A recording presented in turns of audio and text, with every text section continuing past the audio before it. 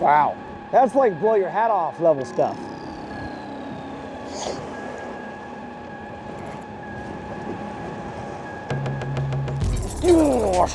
Big it.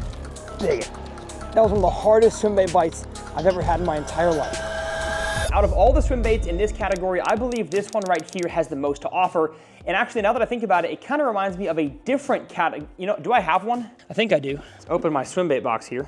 Gosh dang it, I must have gotten rid of it because this one here kind of replaces it for me. And that is the old standard Huddleston, one of the swim baits that I think a lot of us, if you got into bass fishing within 10 to 20 years ago and you got your first swim bait, it probably was a Huddleston Deluxe. That swim bait really had the market cornered as far as pre-rigged top hook swim baits. And to be honest, I didn't throw my Huddleston for years and years and years. You know, being a YouTuber, my whole goal is to make videos as fast as possible and catch fish as fast as possible. And committing to a large style bait doesn't get you a whole lot of bites. And so I hadn't thrown it for a long time, but I finally went to the store, picked up this one and a handful of other swim baits in the category. And this is not necessarily intended to be a product review. I just wanted to share some awesome, big, nasty bites I got on this swim bait and tell you guys after those catches what I learned about this swim bait and how it's different than all the other swim baits, at least that I've tried in the pre-rigged paddle tail category. But before we go in the water and show you guys those awesome catches, I've got to tell you about a tournament that I think if you are a bass fisherman,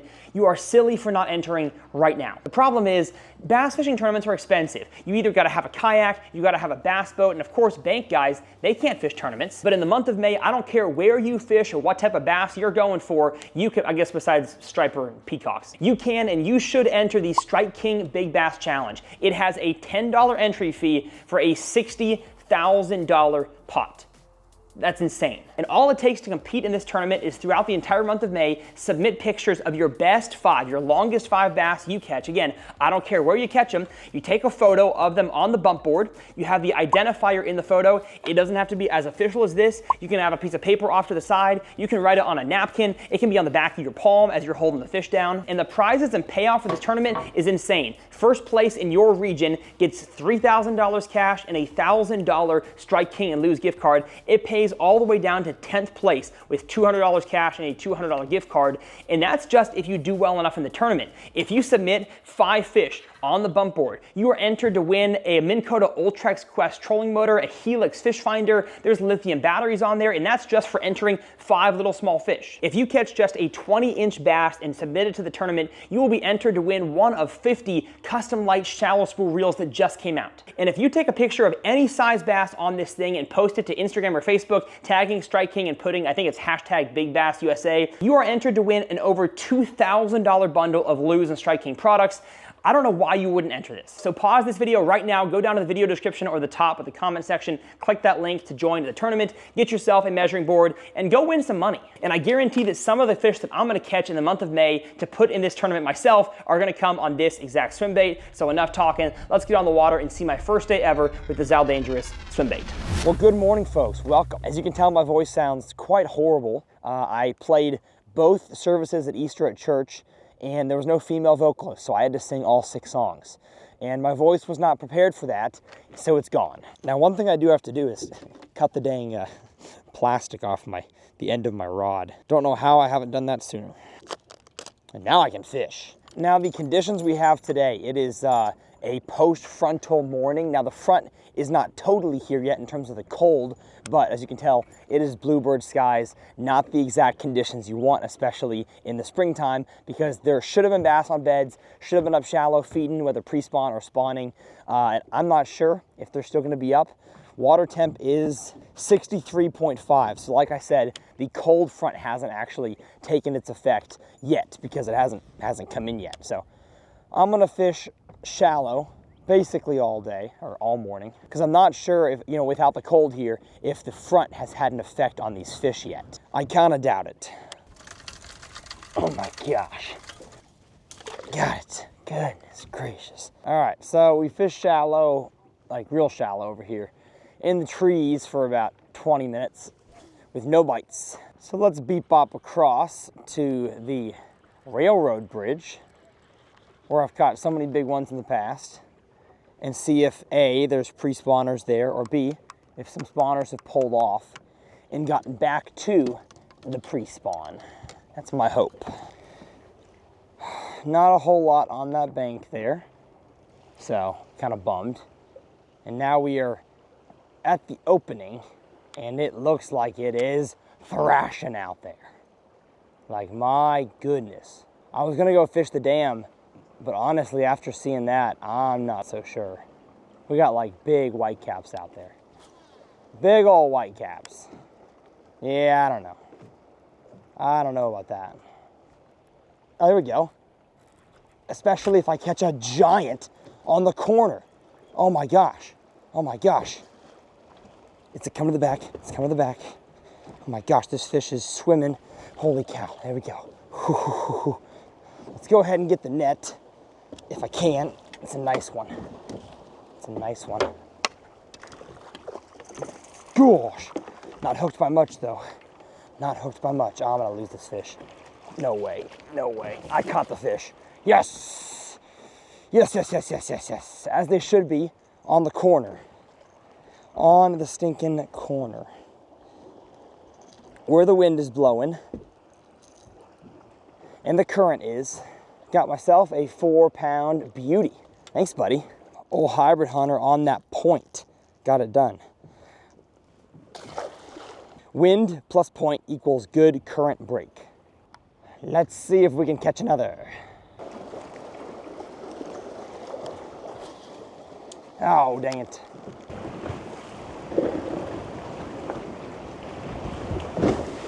Woo! Wow. That's like blow your hat off level stuff. Wow. Wow, wow, wow. That's a lot of wind. That's a lot of wind.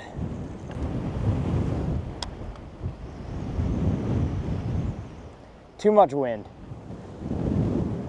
Too much wind. Gosh. Oh, I got a big one though. I got a big one on the swim bait. Yes. Yes, sir. Yes, sir. On the back side of the point. On the back side of the point. Let's go. Let's go. Yes, sir. Oh my gosh. On the line through swim bait. Yes. Just slow rolling this thing. 3.5 pounder. They're biting, folks. They're just hard to get around. It's a bummer because I do want to be out in the wind, but that level of wind is like obscene. So I don't think it's safe or effective to be in that much wind. So I'm just going to poke around this shallow pocket here, see if any fish spawn back here. Although both fish I've caught today are definitely not spawning fish. They are actively feeding fish, taking advantage of that point. So not sure if I'm going to catch any spawning today. Even though the water is almost 64, they should be. Nothing there. Let's idle across. And we're back to the wind. It's kind of shifted north though. I feel like I can actually fish this easier.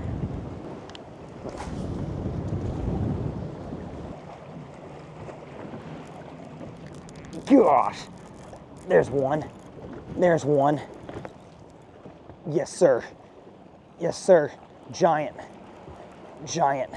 I think so, at least. I think it's big. Yes, sir. Yes, sir. Yes, sir. Gosh. Yes. Oh my goodness. Absolute magnum right there on the pre-rig swim bait. Slow rolling it across the front of the point. They're biting today, folks. Just a gorgeous 5.5, 6 pounder. Look at that pre-spawn belly. Oh, man, that thick hook gets them so well. That's awesome. I'm kind of curious what this fish weighs. Yeah, it's bouncing. It's like 515. Such a beautiful fish. My goodness, that's awesome. All right, thank you, big girl. Heck yeah. This is sick. This is sick.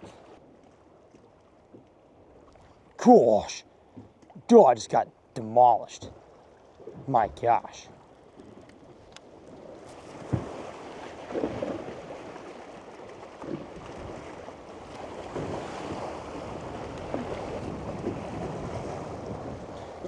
Gosh. Bigot. Bigot. Holy cow. Oh my gosh. I got donked. I got donked. That was one of the hardest swimbait bites I've ever had in my entire life. Holy cow. Holy cow. Get away from the rocks. It's a giant bass. It's a giant bass. I haven't seen it yet, but yes, yes, yes, yes, yes, yes, yes. Or it's a catfish. What is it? Oh, it's a catfish. Son of a gun. Oh, no wonder it bit so hard. It's a catfish. Oh, what a catfish, man. Goodness. Thanks for playing, buddy. Gave me a thrill, that's for sure. Meow. If they're biting this here, they'll bite it there. Never mind.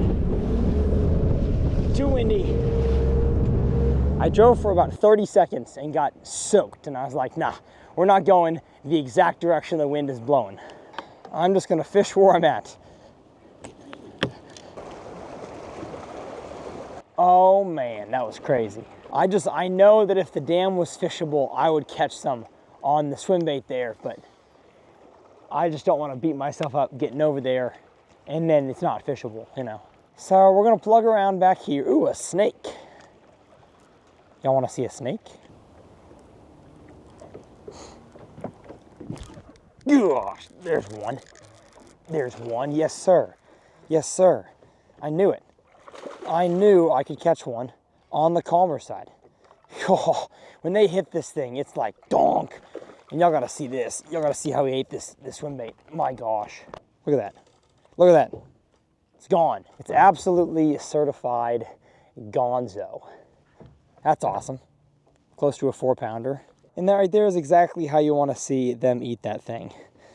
He wasn't coming off. Goodness gracious, I like this swim bait. Thank you, buddy.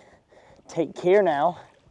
That fish had a bloody tail, so most likely on a bed, or it just pulled off. And it's cool, I'm working this thing almost like the Huddlestons back in the day, where you let them sink down to the bottom and you just slow crawl it till you feel that thump and you give them the business. And then when I get stuck, kind of pop the line and it comes free. So it really is a pretty weedless swim bait as far as like hard structure goes. So like lay downs and rocks. I'm gaining so much confidence just in the 2.5 hours I've been out here. Now I'm not going to become a swim bait guru, but definitely feels good knowing that I can go down these areas with something other than a hybrid hunter and catch fish. Because maybe today that's what these fish needed, is something a little bit slower, not so aggressive like the hybrid hunter is. But good grief. I mean, like, you feel it in your rod. All right, last cast. Right there, perfect.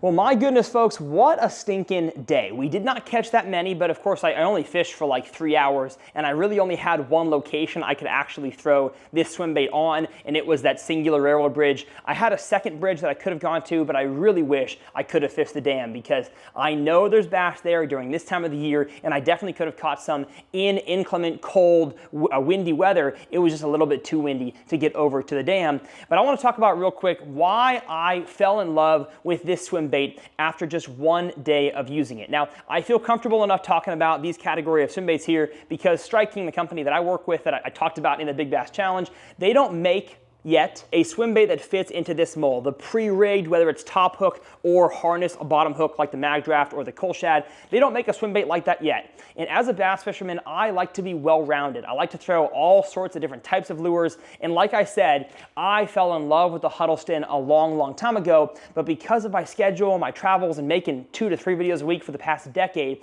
I kind of fell out of use of the Huddleston swim bait. I still liked it, but hardly ever caught a bass on it. And so I thought, you know what? I live in Dallas now, where there's a whole bunch of big bass and a whole bunch of lakes that it actually makes sense to throw a swim bait like this. And I picked up this past off season all 4 of these. We've got the Berkeley Coal Shad, the always dependable Megabass Mag Draft, the brand new 6th Sense Hangover, and the brand new Daingerous swim bait here. This is the loaded version, which means it has the weight inside and a section to hold your big giant flipping hook. And the reason why I titled and thumbnailed this video like I did is because I truly haven't felt the bite that this style of lure can provide in a long, long time. And hopefully you could tell just by watching those catches, but honestly, it's kind of a bite that you have to feel on your own to truly understand how crazy it feels to be slowly retrieving a bait and a giant bass just knocks the tar out of it. Sometimes creates a huge amount of slack, and then other times it just takes the rod almost out of your hands. And I felt both of those types of bites as I was fishing this bait just for a few hours. And so I wanted to talk about, first of all, why this bait feels a whole lot like the Huddleston of old, and then we'll talk about whether or not it's going to replace the usage of all three of these other ones, specifically the mag draft, in my fishing. So I'm going to answer the first one first. Is this bait here going to replace the other pre-rigged swim baits? Well, as far as the hangover goes, I've thrown it a few times. Seems like a great bait. I know Milliken catches a lot of fish on it. He spent a lot of time designing it. I'm not going to harp on it. But to me, I like to fish them a little bit slower. And this swim bait, maybe I'm doing it wrong, but I can't get it to swim very good when it's slow. So if you want to get the heavier version, fish it deeper and faster, fantastic, great lure for that.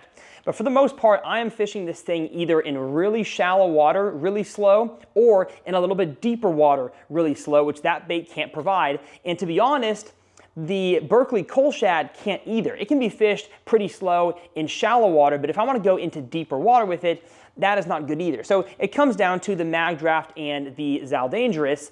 And to be honest, I'm going to choose a top hook over a bottom hook 98% of the time. Occasionally, if I'm fishing in like really clear water and I know I'm keeping it high enough in the water column where it won't get snagged, I will throw a bottom hooked swim bait. But for the most part, I'm fishing, at least in Dallas where I live, a lot of rocks, a lot of sticks, a lot of not consistent grass lines. And so if I have a hook on the bottom, it is just a hazard to get stuck almost every cast. And so as you saw in that video, one of the things that this bait excels at, and I'm not trying to sell you guys on something, I just want to create awesome memories for you, and especially if you fish lakes like I do, and you want to have some of the most fun of your life, this style of swim bait, just like I talked about as a kid, grabbing the Huddleston, casting it out there, and slowly retrieving it across the bottom, was able to get me some of the most memorable bites I've ever had, and I finally got to feel that again after years and years.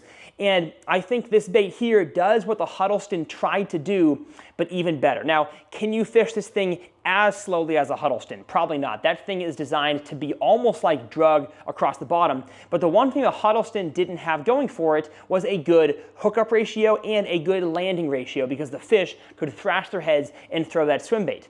The good thing about this swim bait right here, and the reason why I'm going to be using it a ton, is because it is a line through. So as you can see there, hopefully it focuses, hook is actually separate from the swim bait. So when you set the hook and they're fighting, I think on all three of the catches that I had, maybe not all three, but 2 out of the 3, the hook actually slid, or the swim bait slid up the line, which basically makes it impossible, unless you don't get a good strong hook set, for those fish to throw the lure. And with the hook being on the top of the bait, I can crawl this thing along the rocks on a bridge, on a dam, on a spillway, which at least for me in the fisheries that I fish, makes a whole lot more sense than the other 3 swim baits right here. I'm sure they're all great in their own ways. I've caught many large fish on the mag draft over the years, but I think this one right here, for the bite that I want to get, the crazy hard, aggressive, thumping bite when you're fishing it super slow, at least that I'm addicted to right now, this is the only swim bait that can truly do that effectively for me where I live. If I can get content going fast enough and I'm stockpiled enough,